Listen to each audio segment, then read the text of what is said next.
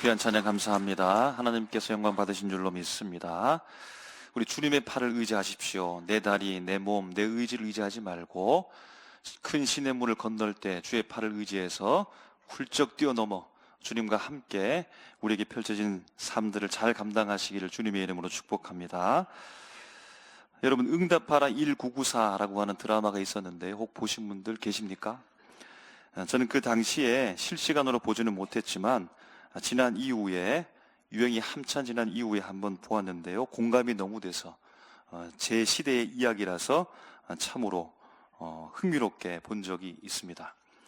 그래서 저의 세월도 시간이 지나서 모든 사람이 공유할 수 있는 추억이 되었구나라고 하는 그런 놀라운 생각도 해보았습니다. 그러면서 그 드라마 속에 추억의 물건이 있는 것을 보면서 다시 한번 새롭게 그때의 기억들을 떠올리는데요. 여러분, 삐삐 기억하십니까? 삐삐. 예. 삐삐 혹시 여러분 기념물처럼 가지고 계신 분들 있으십니까? 여러분, 지금 생각하면 삐삐 아무것도 아닌 것처럼 생각되기도 하고 옛날에 골동품처럼 여러분 그렇게 생각될 수도 있겠지만 그때 당시에는 그래도 최첨단의 기기였습니다. 여러분, 그래서 이 복잡한 기기를 다루기가 힘드니까 어려워하는 사람도 물론 있었습니다. 이런 삐삐 이후에 어떤 또 획기적인 통신수단이 나왔죠? CT폰 기억하십니까? CT폰, 공중전화 박스에서는 전화가 되는 CT폰. 그런데 CT폰이 이제 휴대폰이 나오면서 빨리 이제 뒤안길로 접어들게 되어지고 휴대폰 사용을 수많은 사람들이 하게 됩니다. 그리고 난 이후에 이제 우리가 어떤 폰을 사용합니까? 스마트폰을 사용합니다. 또 어떻게 발전될지 그 가능성에 대해서 여러분 모든 사람들이 궁금해 하기도 합니다. 여러분, 이처럼 빠르게 또 발전하는 최첨단 기기들을 여러분 어떠합니까? 잘 사용하고 계십니까? 50만 원 이상, 100만 원 이상 고가의 휴대폰들이 있는데요. 여러분 들고 다니면서 여러분 잘 사용하고 있습니까? 그럼 이 고가의 스마트폰을 가지고서 여러분 전화만 하시는 분이 혹시 있으십니까? 이 고가의 스마트폰을 가지고서 혹시 시계로만 여러분 활용하시는 분이 있습니까? 이 고가 휴대폰을 가지고서 여러분 알람만 그냥 맞춰놓고 여러분 그 기능만 작동하시는 분 혹시 있습니까? 여러분, 아주 단순한 예로 두 사람이 있는데요, 바깥에 비가 오는데 한 사람이 이제 몇 분 후에 상대방에게 비가 그친다라고 말합니다. 아이, 정말 그러냐고, 어떻게 그걸 알 수 있냐고. 그리고 시간이 몇 분 흘렀는데 진짜 그 시간대에 비가 그치는 겁니다. 정말로 대단하다고, 어떻게 그걸 알았냐고 하니까, 아니, 다 알 수 있다고. 어떻게 해요? 휴대폰에 다 나와 있다는 겁니다. 아니, 당신 어떤 휴대폰을 가졌길래 그런 사실도 알 수 있냐고 꺼내서 비교해 보니까 사실은 자신이 가진 휴대폰이 더 좋은 겁니다. 여러분, 휴대폰으로 건강 체크도 하지요. 바깥에 있는데 집 안에 있는 여러 기기들을 자동으로 작동하면서 TV도 켜기도 하고 여러 기능을 하면서 자동으로 집 안에 있는 일들을 제어합니다. 아파트 방문 차량을 미리 등록해서 그냥 자동적으로 문이 열리고 들어올 수 있도록 여러 가지 기능들을 하는 겁니다. 여러분, 그런데 스마트폰은 다 똑같습니다. 여러분, 어떠한 이유로 여러분 누구는 이러한 일을 할 수 있고 이러한 일을 누릴 수 있고 어떤 사람은 이것도 알지 못한 채 여러분 그렇게 하나의 기능, 몇 가지 기능만을 가지고 여러분 그렇게 활용할 수밖에 없는 겁니까? 여러분, 기능은 똑같은데 활용의 문제입니다. 그 충분한 가능성, 대단한 가능성이 있는데 어떤 사람은 그 가능성, 기능들을 잘 활용하는 사람은 대단한 정보, 세심한 일들을 잘 감당하게 되는데, 그런데 그 기능을 활용하지 못하는 사람은 단순하게 그것을 가지고 다닐 뿐이다라고 하는 겁니다. 여러분, 우리 자신은 어떻습니까? 물론 우리는 기기가 아닙니다. 하나님의 살아있는 생명이고 하나님의 형상으로 지음받은 고귀한 존재인데, 이런 최첨단 기기에 한번 빗대어서 우리 자신을 생각해 본다면 여러분 어떠합니까? 여러분, 우리 자신이 어떻게 활용되고 있습니까? 우리 자신이 어떻게 교회에서 활용되고 있습니까? 우리 자신이 어떻게 하나님 앞에서 여러분 사용을 받고 있습니까? 여러분, 우리 자신은 누구이며 어떠한 존재이고 어떠한 기능, 곧 어떠한 가능성을 여러분 가지고 있어서 여러분 그 가능성을 바깥으로 어떻게 마음껏 발현할 수 있을까요? 주의 몸된 교회에서, 가정에서, 사회에서, 하나님 앞에서 내 속에 있는 기능, 많은 가능성들을 어떻게 하면 발현하면서 여러분 살아갈 수가 있을까요? 여러분 오늘 본문 말씀을 통해서 그리스도인의 가능성을 우리가 한번 확인하면 좋겠고, 그럼 그 가능성을 가지고 주님께서 우리에게 지금 명령하시는 이 시대에 오늘 우리에게, 개인적인 나에게 무엇을 요구하시고 어떻게 하라고 하시는지 말씀을 통해 한번 은혜 나눴으면 좋겠습니다. 우리가 오늘 읽은 본문은요, 빌립보서 말씀인데 사도 바울이 빌립보 교회에 보낸 서신입니다. 그러면 서신서는 대부분 사도행전의 말씀으로부터 비롯되었습니다. 그러니까 서신서의 말씀과 사도행전 말씀이 연결되어져 있습니다. 서신서의 말씀, 그 배경이 사도행전의 사건이라고 볼 수 있습니다. 이런 빌립보 교회는 사도 바울이 2차 전도 여행 중에 마게도냐 지역에, 거기에서 마게도냐 사람의 요청을 환상으로 받고 그곳으로 길을 선회해서 가면서 도착했던 첫 성이 빌립보 성입니다. 사도 바울이, 그의 일행이 기도할 곳을 찾아서 강가로 나갔는데요, 거기에서 유명한 사람, 바로 루디아라고 하는 여성을 만나게 되었습니다. 그는 이미 주를 섬기고 있다고 하는데요, 사도 바울이 그에게 복음을 증거하게 되어지고 예수를 믿게 되어지고 그 가족 전체가 세례를 받게 되어지는데, 바로 이 시점이 빌립보 교회가 시작되는 시점으로 우리가 볼 수 있겠다는 겁니다. 그 이후에도 사도 바울은 신라와 함께 예수를 증거하는데, 그런데 큰 사건을 경험하게 되어집니다. 점치는 귀신 들린 여종을 취해줬는데, 그런데 그 사건으로 인해서 이 두 사람이 옥에 갇히게 되어집니다. 하나님께서는 그 밤에 찬양과 기도로서 하나님 앞에 여전히 영광 돌려드리고 있는 사도 바울과 신라의 그 옥터의 문을 흔들고 착고를 풀고 문을 열어주십니다. 거기를 간수하고 있었던 간수가 모든 죄수들이 도망갈까봐 깜짝 놀라고 두려워하면서 자결하고 했을 때 사도 바울이 그를 말리고 예수를 증거하게 되는데요, 바로 이 사건 속에서 유명한 말씀이 이렇게 나타납니다. 바로 사도행전 16장 31절 말씀인데요, 우리 다 같이 사도행전 16장 31절 말씀을 우리 힘있게 고백해 보겠습니다. 시작. 이르되 주 예수를 믿으라, 그리하면 너와 내 집이 구원을 받으리라 하고, 할렐루야, 이런 믿으십니까? 주 예수를 믿으라, 그리하면 너와 내 집이 구원을 받으리라. 예수 믿는 한 사람을 통하여 그 가정이 변하고 가문이 변하고, 예수 놀란 복음을 통하여 그 가족 전체가 세례를 받게 되었다는 겁니다.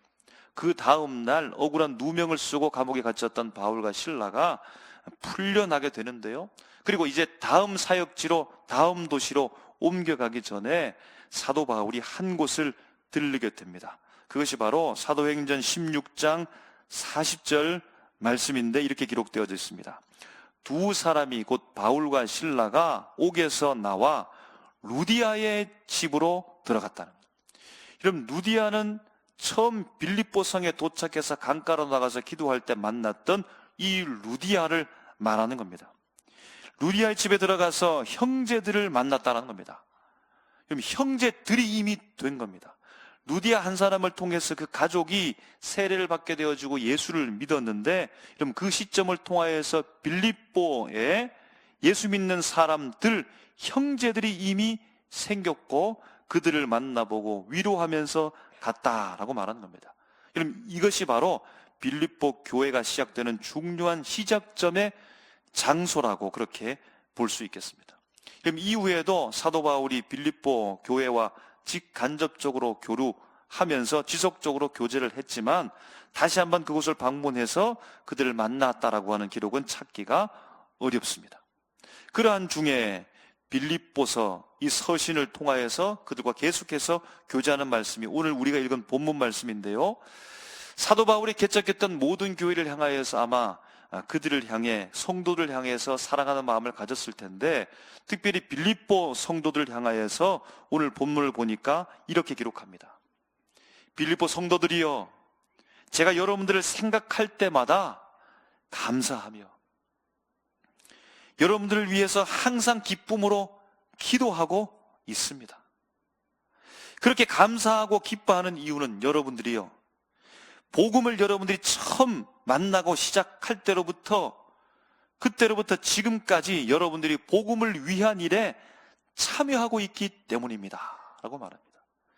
복음에 참여했다라고 하는 말은 복음으로 살아간다는 말이고, 더 적극적으로 복음과 관련된 사역에 함께 동참하여 동력자가 되어져서 여러분들이 살아가고 있다라고 하는 뜻입니다.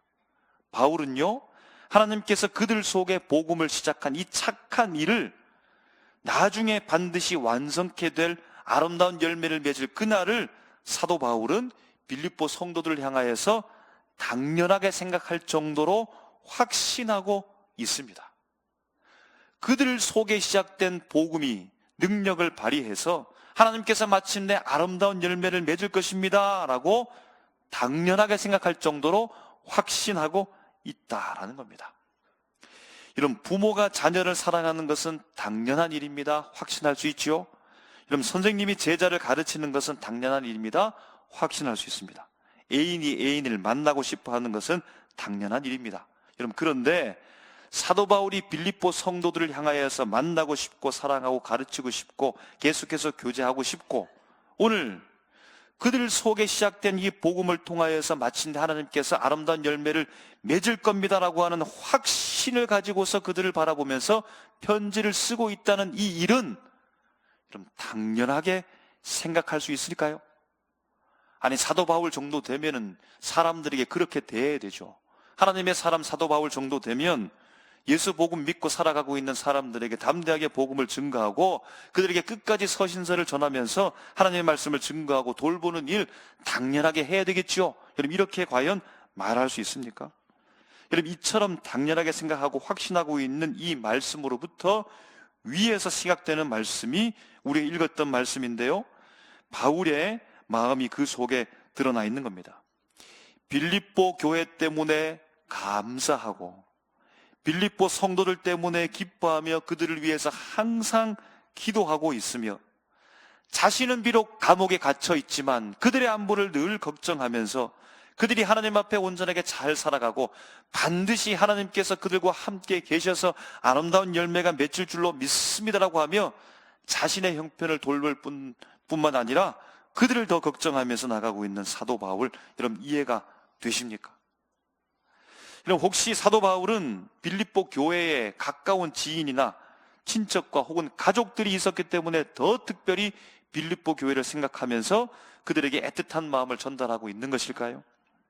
아니면 사도 바울이 사역하고 있는 것에 대해서 오늘 본문 이후에 계속해서 읽어보게 되어지면 함께 협력한 일들도 나오는데요, 사도 바울의 사역에 있어서 전적으로 선교비를 지원하고 전적으로 협조하면서 너무너무 큰 일들을 감당하고 있기 때문에 그것이 너무 고마워서 특별히 그들을 향하여서 마음을 쓰고 있는 것입니까?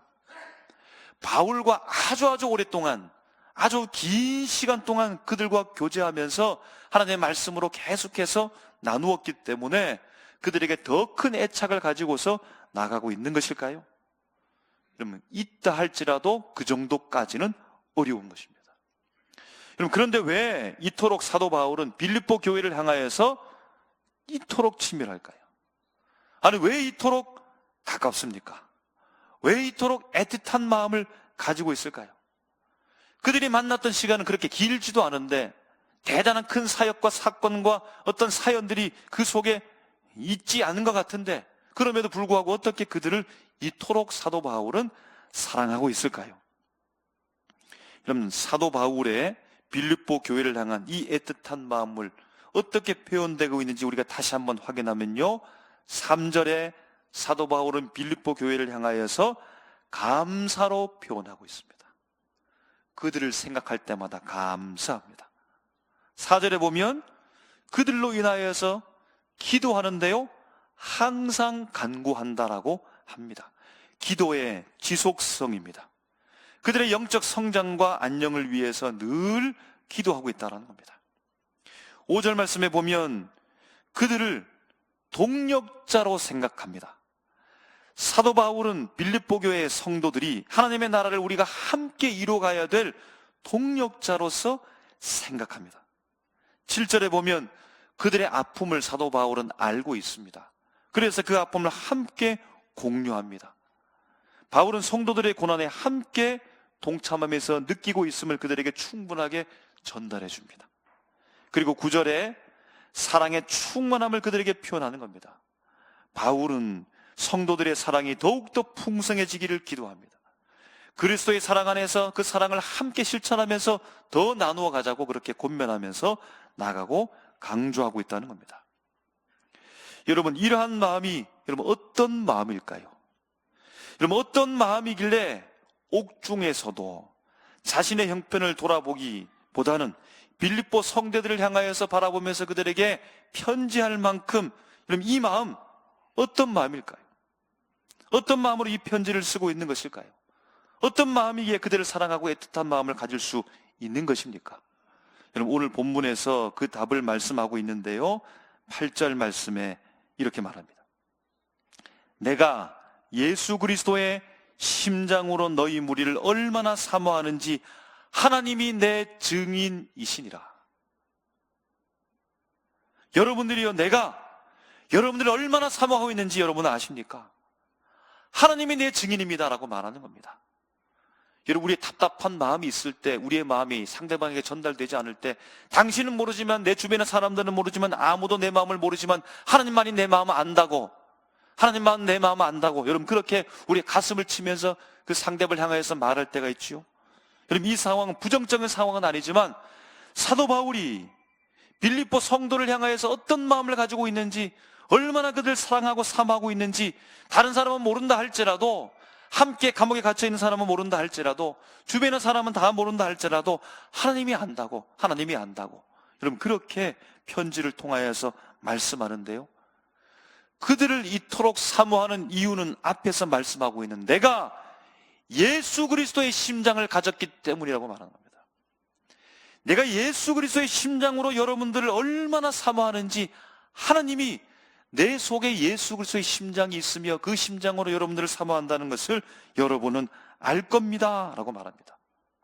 여러분, 그러니까 그들을 사모할 수 있는 힘은 예수 그리스도의 심장으로부터 나왔다라고 하는 것이죠.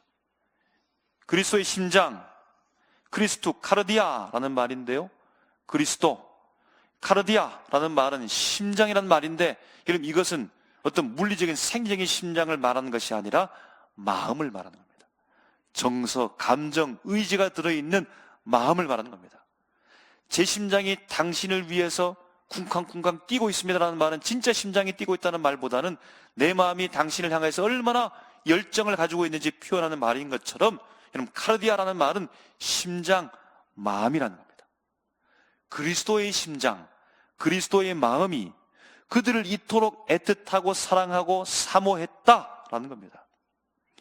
여러분, 하나님께서 증인이 되실 만큼 진실한 마음이었다라고 바울이 말하는 겁니다.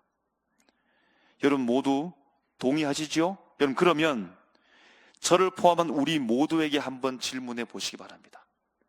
그래서 우리는 사도 바울처럼 그리스도의 심장이 우리 속에 있음으로 말미암아 우리 교회, 아니 더 가깝게 내 옆에 계신 분들을 만나게 된 것에 대하여 여러분 감사하고 계십니까? 그래서 우리 공동체를 소중하게 여러분 인식하면서 그렇게 살아가고 계십니까? 그리스도의 심장이 내 속에 있음으로 말미암아 옆에 계신 분들을 생각하고 성도들을 만날 때마다 너무 기뻐서 돌아가서도 그들을 위해서 항상 여러분들 기도하고 계십니까? 그리스도의 심장이 성도들을 향해서 지속적인 관심을 가지게 하고 그럼 끝까지 사랑하게 하고 있습니까?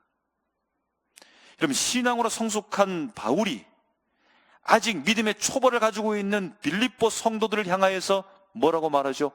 동력자라고 이런 말하고 있는 것처럼, 여러분 우리 안에 연약한 믿음을 가지고 있는 그들도 우리에게 그리스도의 심장이 있음으로 말미암아 그들도 우리의 동력자라고, 그들도 주의 몸된 교회를 세워가는 사람이라고, 하나님의 나라를 위해서 헌신하는 함께한 동력자를 여러분 그렇게 인정하면서 생각하고 계십니까? 바울이 빌립보 성도들의 마음을 공유하고 그들의 아픔이 어떤 것인가를 충분히 느꼈던 것처럼, 여러분 우리 속에 그리스도의 심장이 있기 때문에 내 옆에 함께 고난을 겪고 있는 그 사람의 아픔이 남의 고난이 아니라 인상을 쓰고 아파하며 고통스럽게 있는 그들의 아픔이 고스란히 내게도 느껴져서 나도 함께 연민을 느끼고 여러분 아파하고 계십니까? 그럼 예수님께서 부자 청년에게 너에게 한 가지 부족한 점이 있다라고 말씀하시고 질문하시는 여러분 그 음성을 오늘 말씀 속에서 들었으면 좋겠습니다. 이 시간에 그 말씀을 7절로 우리에게 말씀하는데요, 이렇게 말합니다. 내가 너희 무리를 위하여 이와 같이 생각하는 것이 마땅하니 복음이 너희 속에 들어가서 하나님이 착한 일을 시작하시고 마침내 아름다운 열매 맺을 것을 너희들을 생각할 때마다 내가 감사하고 기쁨으로 항상 간구하는 이 마음이 마땅하다, 당연하니 이유는 너희가 내 마음에 있음이라. 너희가 내 마음에 있음이라. 호티 히메스 엔 데카르디아 무 에스테. 이러면 앞에서 그리스도의 심장을 말할 때 카르디아를 말했는데 우리 이 부분의 말씀 속에서도 카르디아를 말하는 겁니다. 심장을 말합니다. 너희가 내 마음에, 너희가 내 심장에 들어있다는 겁니다. 너희가 내 심장 속에 들어있다는 겁니다. 내가 그리스도의 심장을 가졌을 뿐만 아니라 내 심장 속에 너희들이 들어있다는 겁니다. 그럼 그 마음 안에 빌립보 성도들이 있다는 겁니다. 빌립보 성도들 그리스도의 심장으로 그들을 품었다는 겁니다. 그리스도의 심장으로 그들을 품었더니 그 마음 속에 그들이 애틋해지고 그들이 늘 사모하는 마음으로 생각나며 그들을 사랑하는 마음이 그 속에 넘치게 되었다. 그리스도의 심장으로 그들을 품었더니 그들이 사랑스러워지고 늘 생각나고 그들을 향하여서 애틋한 마음을 가지고 늘 사모하는 마음을 가지고 오늘 사도 바울이 감옥에 갇혀 있는 자신의 형편을 돌아보지 아니하고 저 멀리 떨어져 있고 잠시 잠깐 만났다가 헤어진 복음으로 엮여진 그들을 향하여서 사랑의 마음을 가지고 그들에게 서신절을 전달하면서 하나님의 사랑을 증거하고 있다는 거예요. 품었더니라는 말입니다. 마음에 두었더니라는 말입니다. 여러분, 고양이는 쥐를 잡습니다. 먹이로 삼기 위해서 쥐를 잡습니다. 그럼 비슷한 종류인 다람쥐도 고양이에게는 아마 같은 대상일 겁니다. 다람쥐가 나타나면 고양이가 다람쥐를 잡아먹을 겁니다. 어떤 사람이 길을 가는데 여러분, 아기 다람쥐가 아직 털도 나지 않고 눈도 뜨지 않은 다람쥐가 개미에게 막 잡아먹히려고 하는 순간입니다. 어미가 어디 간지 없습니다.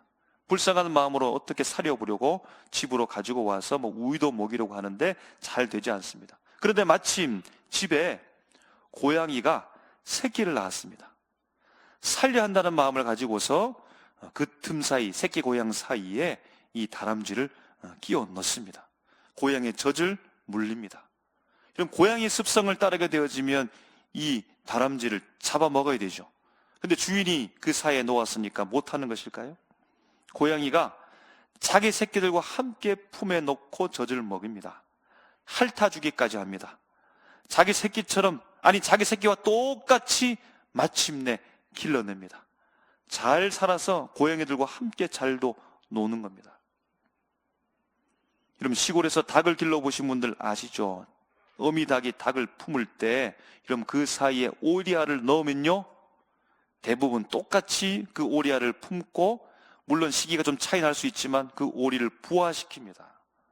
부화된 오리도 자기 병아리, 자기 새끼와 함께 똑같이 극진히 돌보는 것이 보통입니다. 이런 뻐꾸기를 아십니까? 다른 새의 둥지에 알을 낳는 기생행동을 하지요. 참새과 딱새과의 새 둥지에 알을 낳습니다. 뻐꾸기가 알을 낳은 이후에 이 뻐꾸기들이 먼저 보통 깨어나서 덩치가 크니까요 다른 알들을 바깥으로 밀어냅니다. 다른 새끼들도 바깥 둥지 밖으로 다 밀어내고 혼자 있습니다.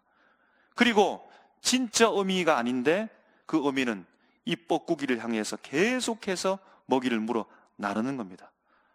나중에는 자기보다 덩치가 더 커집니다. 그럼에도 불구하고 계속해서 먹이고 둥지에서 날아갈 때까지 길러주는 겁니다. 진짜 새끼가 아님에도 불구하고 극진히 뻐꾸기 새끼를 먹이를 날라 키워낸다라는 겁니다. 왜 이런 일이 날까요? 아니, 왜 이런 일이 일어날 수 있는 겁니까? 여러분, 먼저 1차적으로는 고양이나 닭이나 딱새가 어미라는 겁니다. 어미이기 때문에 그 다음 가능성이 그들에게 있다는 겁니다. 수컷이나 아직 어리거나 어미가 아니라면 그 다음의 가능성은 없겠지만 그들이 어미라는 겁니다. 엄마의 마음을 품었다는 겁니다. 엄마의 심장이 있다는 겁니다. 엄마의 품이 그들에게 있다는 겁니다. 여러분, 그리고 또 한 가지, 비록 직접 낳은 이 새끼가 아니라 할지라도 품었기 때문입니다. 품었기 때문에 그 속에서 생명이 생겨났다라는 겁니다. 사랑하는 삼일교회 성도 여러분, 바울이 부러우십니까? 바울의 대단한 믿음, 능력 있는 그의 모든 행보들, 1차, 2차, 3차 로마까지 가면서 복음을 증가하고 있는 대단한 믿음의 소유자, 여러분 부러우십니까? 여러분, 그러나 분명한 사실 하나는 바울이 가진 그것 우리도 가지고 있다라는 겁니다. 그가 다메섹 도상에서 극적으로 예수를 만났습니까? 바울과 다른 방식이라 할지라도 우리도 예수를 만났습니다. 그렇기 때문에 이 자리에 있는 겁니다. 바울이 그의 인생을 전환할 수 있는 예수를 믿었습니까? 우리도 예수를 믿습니다. 그렇기 때문에 우리가 지금 이 자리에 앉아서 주님 앞에 나가고 있는 겁니다. 바울이 예배를 드립니까? 우리도 예배를 드립니다. 바울이 기도합니까? 우리도 기도합니다. 바울이 전도합니까? 우리도 전도할 수 있습니다. 바울이 말씀을 들었습니까? 우리도 말씀을 듣고 있습니다. 그보다 어쩌면 훨씬 더 말씀에 대한 공부를 가지고서 우리 직접적으로 말씀을 들으면서 깨달으면서 늘 말씀 가운데 살아가고 있는 존재입니다. 그도 그리스도의 심장을 가졌습니까? 우리도 그리스도의 심장이 있습니다. 그리스도의 심장이 있기 때문에 우리가 예수를 구주로 고백하는 것이고 주님 앞에 나와서 예배드리는 것이고 기도하고 있는 것입니다. 이런 똑같은 이 상황 속에서 우리가 진정으로 바울로부터 본받아야 될 것은 사도 바울이 빌립보 성도들 마음에 품었던 이 품는 것을 본받아야 됩니다. 품는 것은 무엇입니까? 3절과 4절에 말했던 것처럼 내가 너희를 생각할 때마다 4절 말씀에 기뻐하며 항상 여러분들 하에서 내가 간구합니다. 기도한다라는 겁니다. 이런 마음에 품는다라고 하는 것은 생각하는 겁니다. 생각하고 또 생각하고 그를 위해서 기도하고 여러분, 예수님께서 우리를 품으셨기 때문에 십자가의 사랑으로 우리를 품으셨기 때문에 우리가 하나님의 자녀가 된 겁니다. 구원을 받은 겁니다. 하나님의 백성이 된 겁니다. 우리가 주님 앞에 사랑받을 만한 행동을 했기 때문에 주님께서 우리를 품은 것이 아니라 뻐꾸기라 할지라도 어미이기 때문에 먹이를 나르는 것처럼 쥐처럼 생쥐처럼 생긴 나와 다른 존재라 할지라도 주인이 그 자리에 갖다 놓았기 때문에 젖을 먹이고 핥아 주었던 것처럼 내 품에 오리알이 할지라도 내게 주었기 때문에 내가 품는 것처럼 그런 어떤 역사가 일어납니까? 그 속에서 생명의 역사가 일어나는 겁니다. 나와 다르고 내가 좋아하는 스타일이 아니고 내가 좋아하는 말을 하지 않고 그래서 너무 밉게 보이고 싫어하는 감정이 든다 할지라도 여러분 품어보십시오. 주님, 그를 인도해 주십시오. 주님, 제가 직접적으로 말을 건네면서 격려하지는 못한다 할지라도 그에게 이런 일들이 있는데 이런 과제가 있는데 주님 도와주십시오. 제 마음을 완전히 바꿔가지고 위인처럼 되게 해달라고 그렇게 기도하지는 못한다 할지라도 우리 속에 품고 늘 기도의 제목으로 그를 생각하면서 그를 위해서 여러분 한번 기도해 보십시오. 여러분 그리스도의 심장으로 품으십시오. 그리스도의 심장만 가지고 있다고 해서 여러분 자랑하지 마십시오. 누구나 다 그리스도의 심장을 가지고 있습니다. 거기에 만족했기 때문에 그냥 안일하게 있는 겁니다. 그리스도의 심장을 우리에게 주신 이유는 무엇입니까? 품으라는 겁니다. 어미가 된 이유는 무엇입니까? 품으라는 겁니다. 그래야 생명이 여러분 일어나는 겁니다. 집사가 된 것, 안수 집사님이 된 것, 권사님이 된 것, 장로님이 된 것, 여러분 그것 자체로 만족하는 것이 아니라 목사가 된 것 그것 자체로 만족하는 것이 아니라 품어내는 실력을 가져야 되는 겁니다. 품으라고 직접 주님께서 우리에게 기름 부으시고 직분을 허락해 주셨다는 겁니다. 여러분 마음에 두어야 합니다. 여러분, 그러면 예수님께서 십자가의 사랑으로 우리를 품으심으로 말미암아 우리가 하나님의 자녀의 생명을 얻게 된 것처럼, 사도 바울이 빌립보 성도를 가슴에 품고 항상 기도하게 되어질 때에 그들 가운데 하나님의 놀라운 생명의 역사가 일어났던 것처럼, 여러분 우리도 품게 되어질 때 우리 속에서 놀라운 생명의 역사가 일어나게 될 줄로 믿습니다. 여러분, 그렇게 되었을 때, 아니 내가 어떻게 그분을 사랑할 수 있었지? 나는 전혀 그런 일을 감당할 수 없었는데 어떻게 이런 일이 일어났지?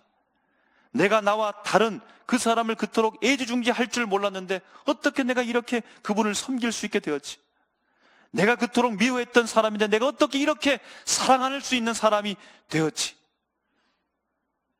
그리스도의 심장으로 그 속에 품고 나가 예수 그리스도께서 마침내 생명된 우리를 출산하셨던 것처럼 우리 속에 품음으로 말미암아 생명의 놀라운 역사를 경험하는 우리 개인과 가정과 우리 교회가 되시기를 주님의 이름으로 축복합니다. 기도하겠습니다.